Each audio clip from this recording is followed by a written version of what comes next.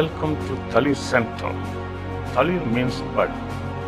We are Capuchin Franciscans budding forth to serve God and people, especially those in the periphery, the gypsies, the transgender persons, the cobblers, the destitutes, the primitive tribes, rural women and men. Talir is also a virtual institute for spirituality, integrity, and transformation. Visit. We offer professional support to teachers, nurses, NGOs, etc.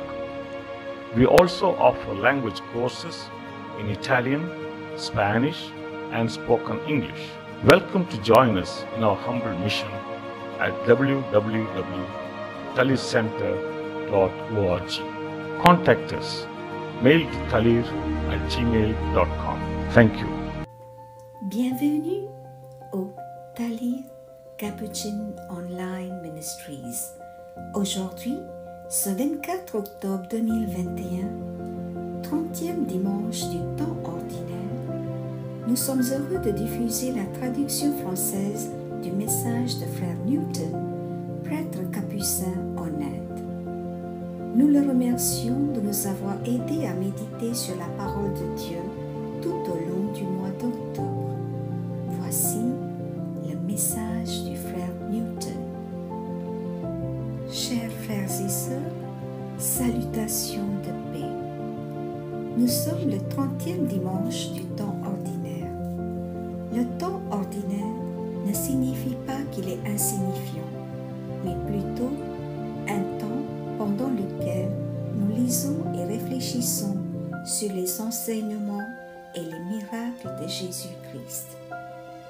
Quand nous méditons et nous réfléchissons sur les enseignements et les miracles, cela nous conduit à une véritable transformation de nos propres vies.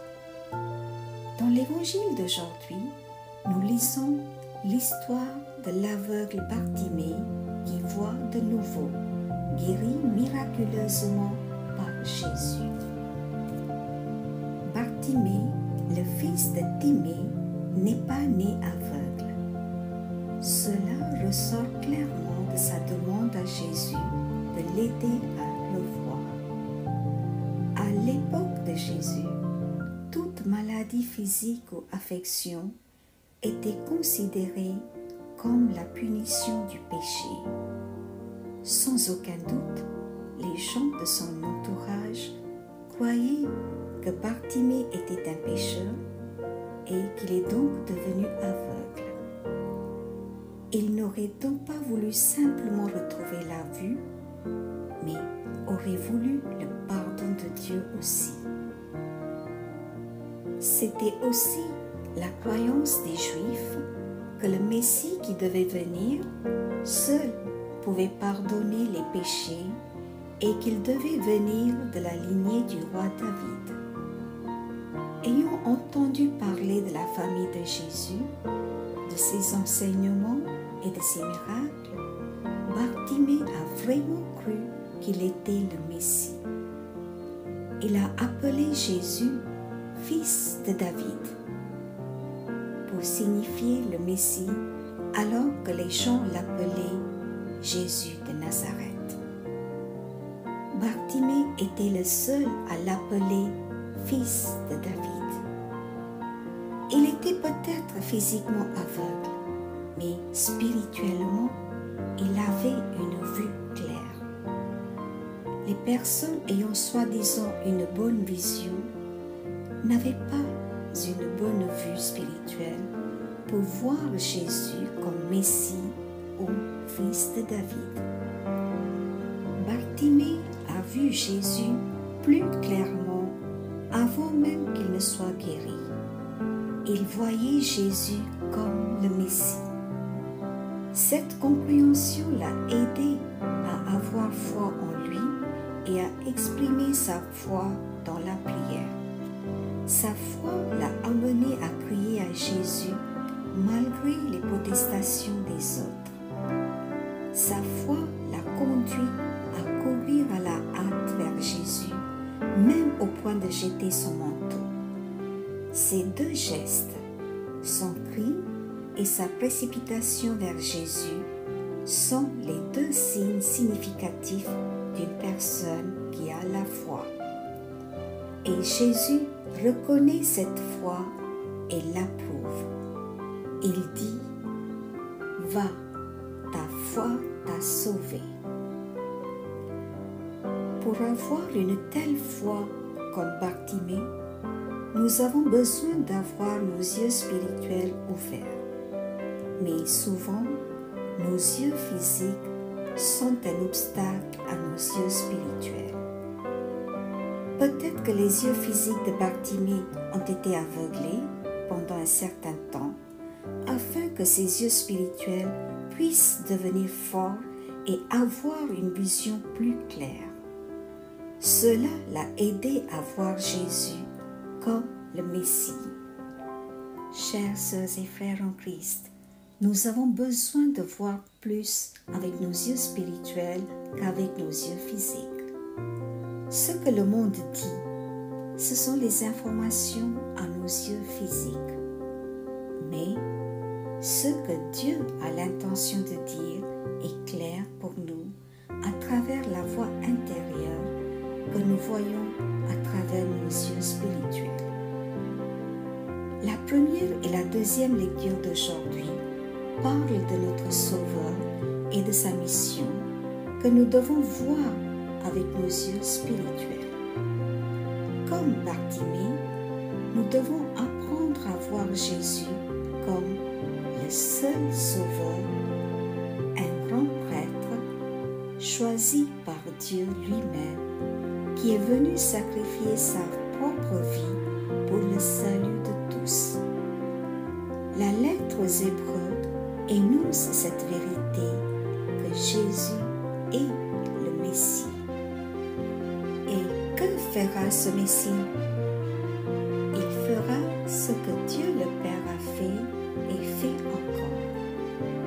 Dans le livre du prophète Jérémie, Dieu promet qu'il rassemblera tous les Israélites dispersés, abattus, déprimés, aveugles, boiteux et les femmes enceintes, et qu'il changera leur deuil en allégresse en les conduisant vers les cours d'eau sur des chemins droits. C'est ce que le Messie a fait et ferait à quiconque viendrait à lui comme Bartimée. Bartimée est un merveilleux exemple à suivre. Il voyait Jésus avec ses yeux spirituels comme le Messie et avait donc la foi qui l'exhortait à crier à Jésus et à courir en toute hâte vers lui pour être guéri. Et finalement, il a été guéri. Que nos yeux spirituels s'ouvrent plus grands que nos yeux physiques, afin que nous reconnaissions Jésus comme le Messie et exprimions notre foi à celui qui, en retour, accueillera notre foi et nous conduira au salut. Ne dépendons pas beaucoup des journaux, mais de la parole de Dieu, la Bible. Que Dieu nous bénisse tous. Quelques questions pour d'autres réflexions. Ai-je une foi aussi profonde en Jésus que celle de Bartimée? Quels sont les moyens que je peux suivre pour élargir ma vision spirituelle? Comment puis-je aider ma famille à grandir dans la foi? À méditer. Amen. Bien chers sœurs et frères en Christ, continuons à prier la prière de 5 minutes tous les vendredis pendant 5 minutes de 20h à 20h05. Pendant ce temps, nous pouvons prier pour les personnes atteintes du Covid-19, pour la protection de tous et pour que cette épidémie prenne fin au plus tôt. Prions pour les intentions suivantes. Confions-les au Seigneur par l'intercession de la Sainte Vierge Marie. Prions pour les auditeurs de ce message. Prions avec le pape François pour que chaque baptisé soit impliqué dans l'évangélisation. En ce jour de la Journée mondiale des missions, prions pour tous les prêtres, les religieux, les religieuses, les consacrés, les missionnaires, les laïcs engagés en l'Église. Le 24 octobre, prions pour Clément et Antonin qui fêtent leur anniversaire de naissance. Le 26 octobre, prions pour le couple Monique et Claude qui fêtent leurs 58 ans de mariage. Le 29 octobre, prions pour Elijah qui fête son anniversaire de naissance. Nous souhaitons une très joyeuse fête à toutes les personnes qui fêtent leur anniversaire cette semaine. Que notre Dieu d'amour les bénisse et les garde unis dans son amour. Prions pour les personnes atteintes du Covid-19 et pour le personnel médical, les aidants et les bénévoles au service des malades.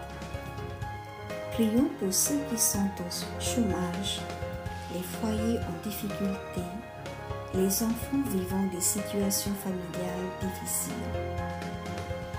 Prions pour que nos jeunes soient délivrés de la drogue, des différentes addictions et abus. Pour toutes les familles et spécialement pour celles qui souffrent à cause de tensions et de ruptures. Prions pour nos aînés et ceux qui souffrent d'Alzheimer, de Parkinson, du cancer, de maladies chroniques, d'une lourde pathologie et pour les cardiaques. Prions pour les malades, les pauvres, les exclus, les démunis, les affligés et les mourants. Prions pour la guérison de Richard, hospitalisé. Prions pour la guérison de Prasad et de Raïssa. Prions pour la guérison d'Alphonse qui a subi une intervention. Prions pour le repos de l'âme de M. Harry, décédé le 8 octobre.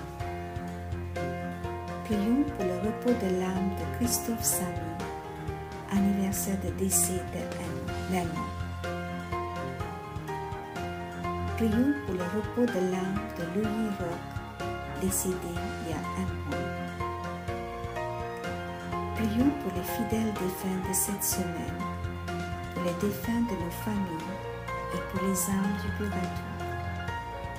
Seigneur, donne-leur le repos éternel et que brille sur eux la lumière de ta face, qu'ils reposent en paix par la miséricorde de Dieu. Amen. Prions ensemble. Dieu notre Père et notre Mère très aimant, merci pour l'exemple de Bartimée qui a exprimé sa foi et qui a été guéri. Seigneur, aide-nous à élargir notre vision spirituelle afin que nous puissions te voir plus clairement et avoir une foi profondément enracinée en toi. Guéris nos yeux spirituels pour mieux te voir. Nous te demandons d'exaucer nos prières par le Christ notre Seigneur. Amen. Je vous remercie. Bon dimanche de la mission et bonne semaine. Soyez bénis.